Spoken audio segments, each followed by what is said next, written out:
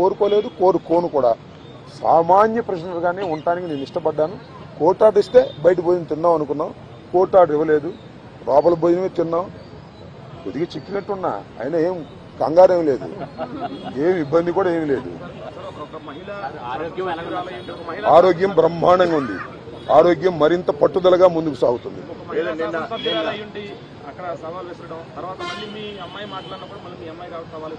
సరే, ఇప్పుడు వాళ్ళ గురించి వాళ్ళని ఉపయోగం ఉంది. చంద్రబాబు మానిటర్ చేశాడు, లోకేష్ మానిటర్ చేశాడు దాడిని. కరెక్ట్ గా చెప్తున్నా నేను, చంద్రబాబు లోకేష్ మానిటర్ చేశారు దాడిని. 7 గంటల సేపు నా ఇంటి దగ్గర దాడి జరిగింది. 7 hours పోలీసులు ఉన్నారు అక్కడ. ఇంతకన్నా ప్రజాస్వామ్యంలో ఏం కావాలి చెప్పండి, నాకు అర్థం కాల. 5 గంటలకు వచ్చి 12 గంటలకు వెళ్ళారు. తెలుగుదేశం కార్యకర్తలనండి, దుండగులనండి, దుర్మార్గులనండి, గంజాయి బ్యాచ్ అనండి, పోలీసులందరూ అక్కడే ఉన్నారు. వాళ్ళ సమక్షంలోనే దాడి జరిగింది, వాళ్ళ రక్షణలోనే దాడి జరిగింది. మీ అందరికీ తెలుసు, నేను ప్రత్యేకంగా చెప్పాల్సిన అవసరం లేదు. బట్ నేను 11వ తారీఖున రాత్రి 10:20 నేను అరెస్ట్ అయిన దగ్గర నుంచి ఇప్పుడు వరకు ఏం జరిగిందో బయట ప్రపంచంలో నాకు లిటిల్ నాలెడ్జ్ ఉంది. అంటే పేపర్ నాలెడ్జే తప్ప నాకు ఎవరు ఏమీ నాలెడ్జ్ ఇవ్వలేదు. కాబట్టి ఈ నాలెడ్జ్ అంతా తెలుసుకుని రేపు చాలా వివరంగా, చాలా సుదీర్ఘంగా నేను నా ఆవేదననండి, నా కోపం అనండి, నా బాధ అనండి, నా ఆర్గ్యుమెంట్ అనండి ప్రజల ముందు పెడతాను. ఎందుకంటే ప్రజల ముందు ఎందుకు పెట్టాలంటే ప్రజలకు అర్థం కావాలి, నేనేమిటో తెలుసు. అయినా ఇప్పుడు జరిగినటువంటి సంఘటనలో చాలా పత్రికలు రాసినాయి కదా నా మీద, వాటన్నిటికీ ప్రజలకు చెప్పుకోవలసినటువంటి బాధ్యత నాకు ఉంది. కాబట్టి రేపు చాలా క్షుణ్ణంగా చెప్తాను. చెప్పండి.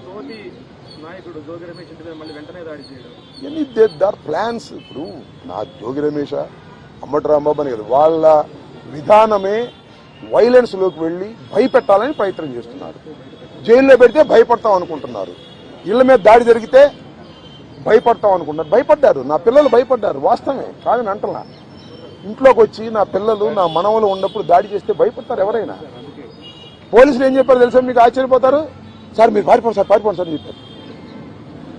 రక్షించాల్సిన పోలీసులు, ఆ గంగా వెంకటేశ్వర ఆయన తెలుగుదేశం ఆయన, పారిపోండి సార్ అంటాడు. మీరు గోడ దిగి వెళ్తారా అని చెబుతున్నాడు నన్ను. గోడ దిగే వాళ్ళకంటే సావటం బెటరాయా అని చెప్పా. అది నువ్వే కదా దాడి చేస్తున్నావు చెప్పా. ఏంది ఇదంతా? అంతా చాలా వికృతంగా, ఆటవిక రాజ్యంగా మీరు చేశారు. వీటన్నిటికీ ప్రజాస్వామ్యంలో అన్నిటికీ సమాధానం వస్తుంది ఒక రోజున. వాడికి తప్పనిసరిగా సమాధానం చెబుతాం. మీరు కేసులు పెట్టి భయపెట్టాలనుకున్నారు, భయపడం, మరింత ధైర్యంగా ముందుకు సాగుతామని కూడా ఈ సందర్భంగా మరోసారి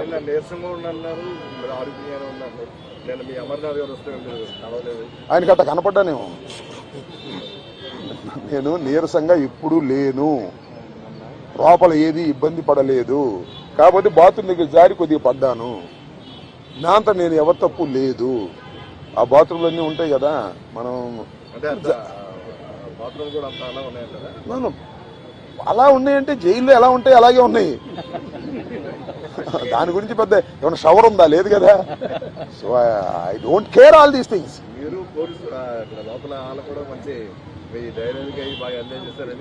ఐ డోంట్ నో దట్. ఇప్పుడు నేనైతే ఒకటి, ధైర్యాన్ని వీడలేదు, వీడను, ప్రాణాలకు తెగించే ఉన్నాము. ఎందుకంటే పోలీసులను అడ్డం పెట్టుకుని మనుషులను చంపే అలవాటు చంద్రబాబుకి, లోకేష్కి ఉంది. కాబట్టి వీఆర్ రెడీ ఫర్ దాట్. దాని గురించి ఏం కంగారు పడాల్సిన అవసరం లేదు, భయపడాల్సిన అవసరం లేదు. జైల్లో పెడితే భయపడిపోతాం అనుకునే పిచ్చి వాళ్ళు జైల్లో పెడితే మరింత ధైర్యంగా పోరాడతామనే విషయాన్ని తెలుసుకోవాలి అనేది నా భావన.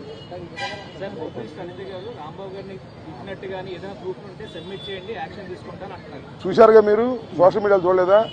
నన్ను తిడతా ఒక ఆమె వీర విహారం చేసింది. వాళ్ళు కళ్ళుండి గుడ్డి వాళ్ళు పక్షపాతంగా వ్యవహరిస్తున్నారు. హోంమంత్రి చేతిలో ఉంది గారి గుడ్డి మైక్ తప్ప.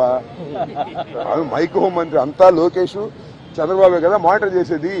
ఆమె ఏం చేస్తుంది పాపం, అనిత ఏం చేస్తుంది?